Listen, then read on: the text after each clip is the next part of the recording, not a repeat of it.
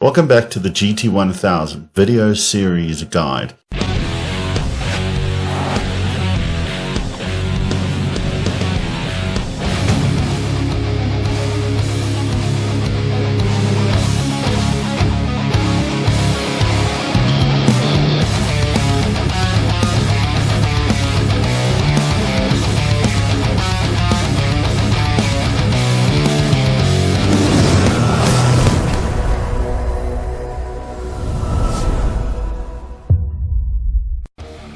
Basically, this is where I'm helping you guys develop your tones and learning to use the GT-1000 to its full potential. But we are starting right at the beginning. In the last video, we used a very basic effects line with a looper to create our first tone. Now in this video, we are going to enhance that by now adding a clean channel to it.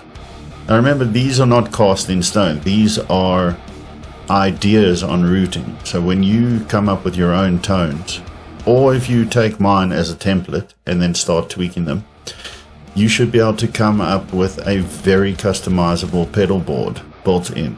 You need to first understand how to program this thing in the memory mode that it comes in, because then you'll have a proper understanding of how sound comes in, runs through everything, runs through the routing that you've chosen, and then leaves to the engineer front of house to capture your perfect sound.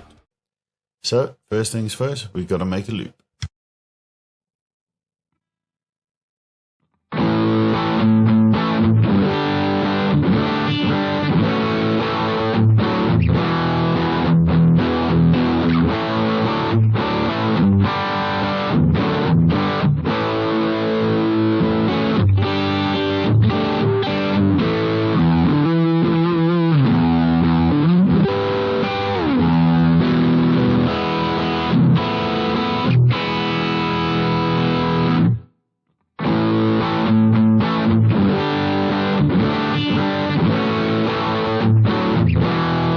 Okay, and as before, I'm going to turn off my wireless and put my guitar down.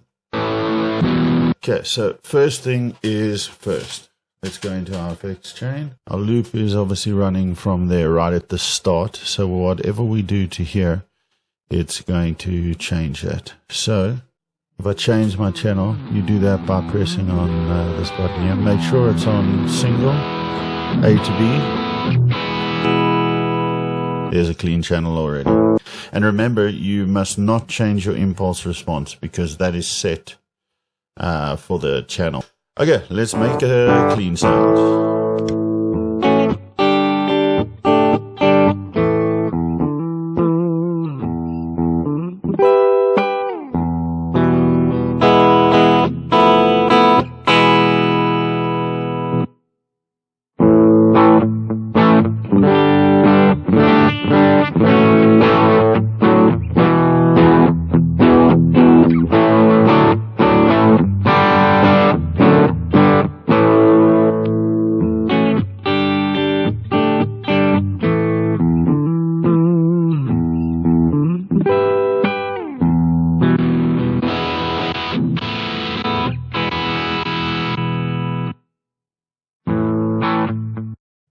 I find the best two options are a JC-120 or a natural.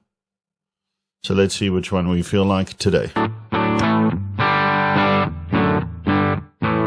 JC-120 can come across a bit bitey, so I think I'm going to go for natural.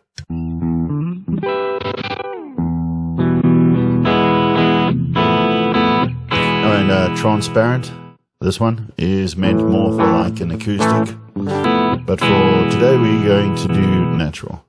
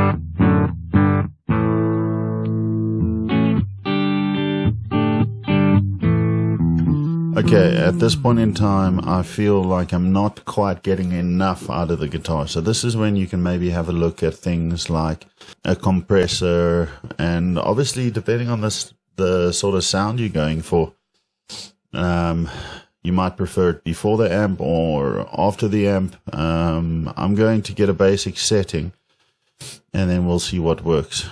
There we go. Remember, push 6 and drag clockwise. And we're going to try it before our amp.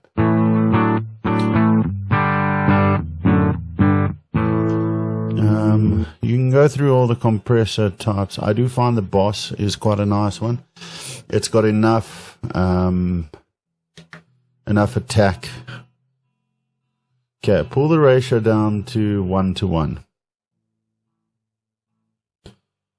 Because and then you're going to watch over here on the screen.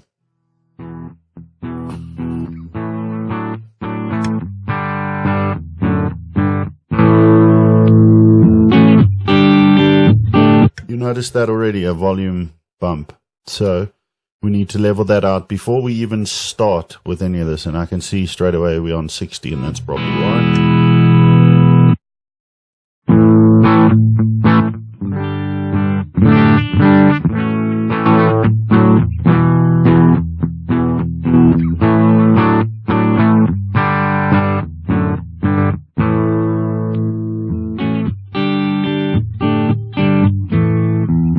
Okay, that's about as close as I need to get for now.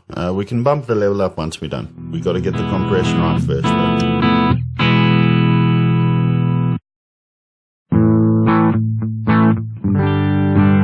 Boss's compressor works a little differently to a normal compressor, where you've got attack and sustain, whereas I'm used to threshold, obviously ratio, and all that. This is sort of like a threshold, except it's more, it feels like it expands more than it compresses. So I usually find anywhere around 40 is about as much as I want. And then attack, I'm going to bring it right down to about 5, because in my brain this tells me it's going to expand a bit and it's going to attack quickly. And now we're going to adjust that ratio so we can see what that does. And remember to watch up here.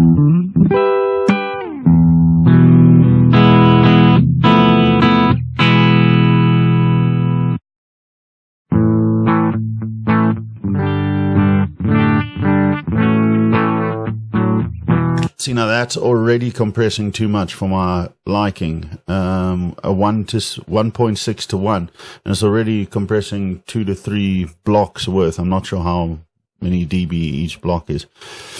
At this sort of a ratio, you want hardly any compression happening. So I'm going to try and pull the sustain down slightly and see if that adjusts.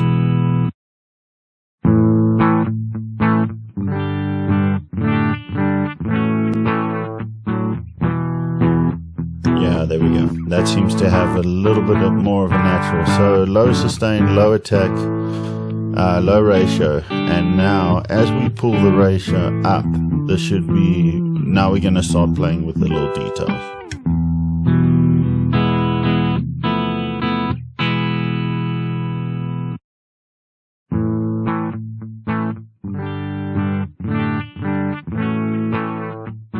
By the way, if you are new to compression, ratio 3 to 1 in studio is usually anywhere from 2.5 all the way up to 4 is a good ratio for anything clean that's going to go from picking all the way up to playing quite hard.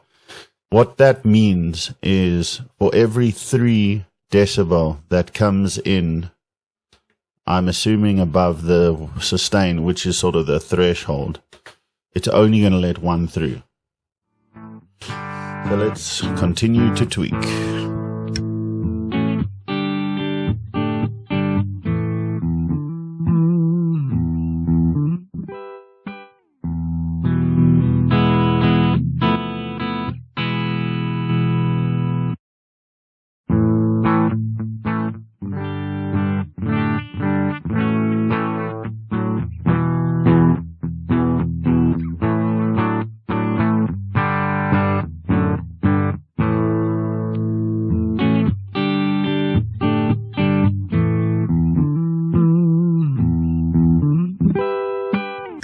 Again, once you've got something like that I feel is giving me a little bit more out of the amp, you just want to add a little bit of tone back, because it's obviously squashing your tone a little bit.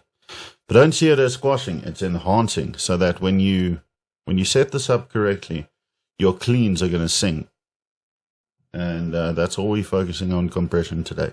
Okay, here we go.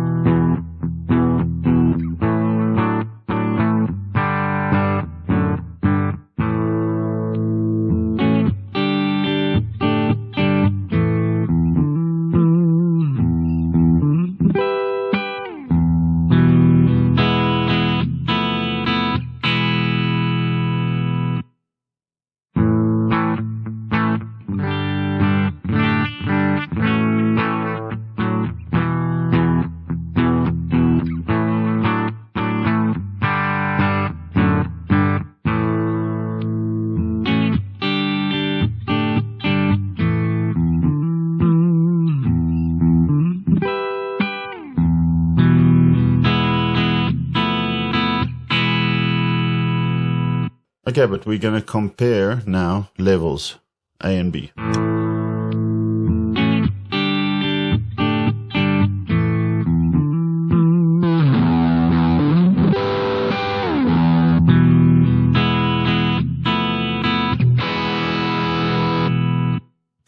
Okay, you can obviously hear there that the distortion is softer than the clean. So we either can bring the clean down or bring the distortion up. Depending on where we are here with headroom, you can decide on that yourself.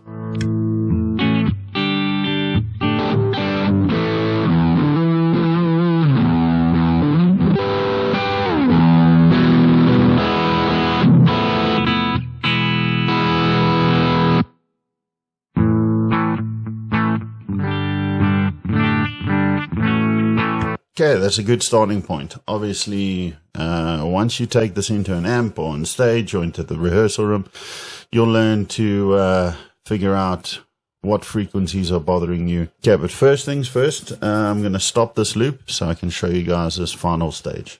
One sec. Push and hold. Now it's gone. And remember, save as we go. So in a nutshell, when we did video number 1, we had an EQ boost, a distortion 1 boost, and that was making this overdrive bite and as thick as it was, and it was a very nice sound. But now with the clean, we don't want those on because they're going to saturate the clean channel we've just created. So what we're going to do is we're going to go into menu, control function. I think now that we are getting a bit more confident with this, we can now use the looper. So let's take it right back to the start and scroll slowly till we get divider 1.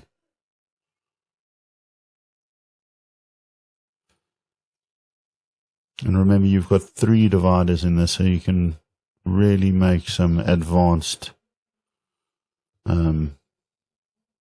fix change here.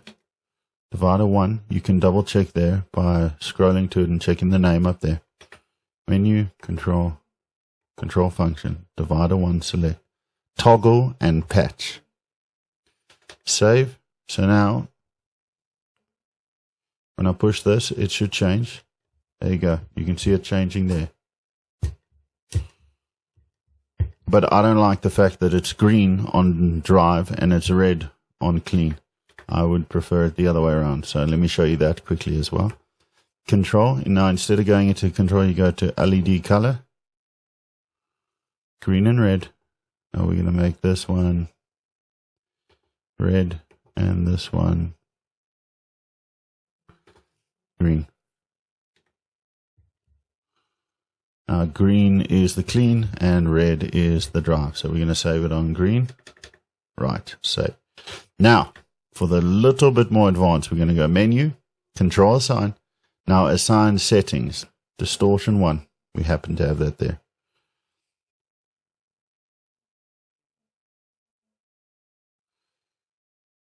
And source is going to be bank up. And you want toggle. And you don't have to worry about any of these. You press here to put the switch on, so it will look like that. Now let's go into our effects loop and have a look.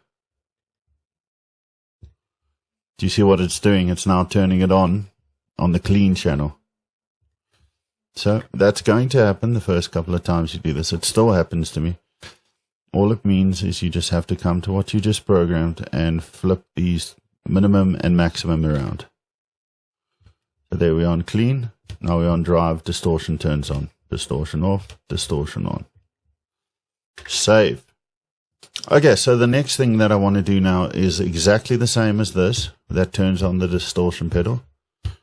But now I want to apply to the EQ. Now Boss has inserted a really quick and easy way to do that. One, just scroll to the unit you want, so the EQ. Just pick one of these ones for the sake of this demo. So I'm just going to go level. Press and hold the knob. Now what it does is it inserts that into the next available assign in your assign matrix. So it's now on parametric EQ3 level. Now I don't want level. I want just on and off. I think it should be the very first. EQ3 on and off. Now set these to the same. Off. On. Bank up. Toggle. And press the switch to turn it on. Now let's go here. Now both these two should turn on. There we go. Perfect. Right, save. So now, for the sake of this demo, let me get on my guitar and test it.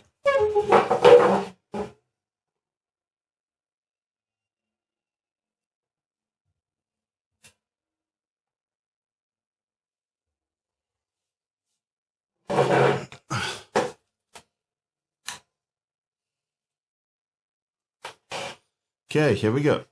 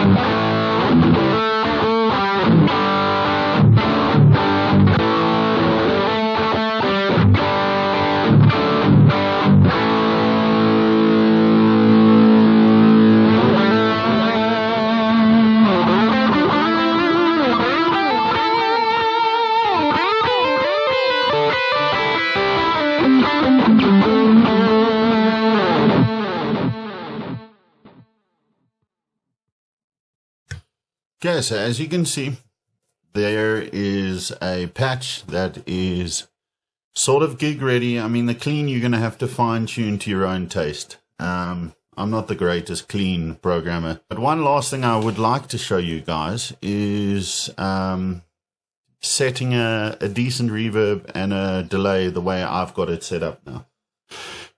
Go to control setting, go to control function, control 1, 2, and 3. For my personal taste, you guys can do, you can set these to patch if you would prefer them to change. But for me, I find turning delay, reverb, and a tap tempo are my three most important things I use constantly. So control 1 turns my reverb on and off, no matter what patch I'm on. Master delay, on and off, control 2. and BPM tap. This is very important because you can assign all 4 delays plus your master delay and tap tempo, and they'll all sync depending on the note type that you have chosen. Another setting I found recently, which is very important, is if you just go exit. Let me take you there again. So control assign, tempo hold. It's currently off. I'm going to set it on and save. And keep that on as you start developing the rest of your tones. So when you go from here to here and you've got a delay, your tempo will remain the same. So you don't have to keep tapping it throughout the song. No, no, no, no.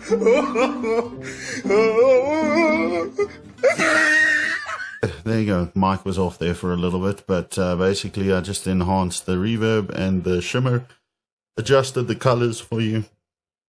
So let's save that now. And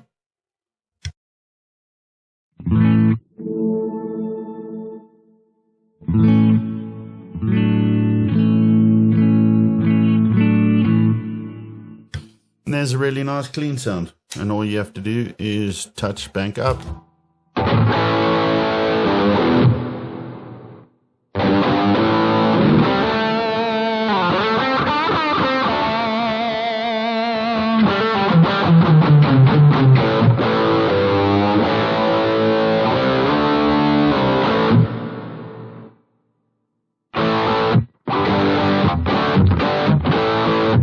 Well, I hope that solved a few things for you guys as far as how to use the channel select, how the dividers work. Now remember, it doesn't just have to be 2 amps, it can be 2 lines of effects. Thanks again for tuning in. Stick around, I'm going to be doing one of these every week. Keep leaving comments and I'm going to start responding to them soon. And I'll see you guys in the next one. Cheers.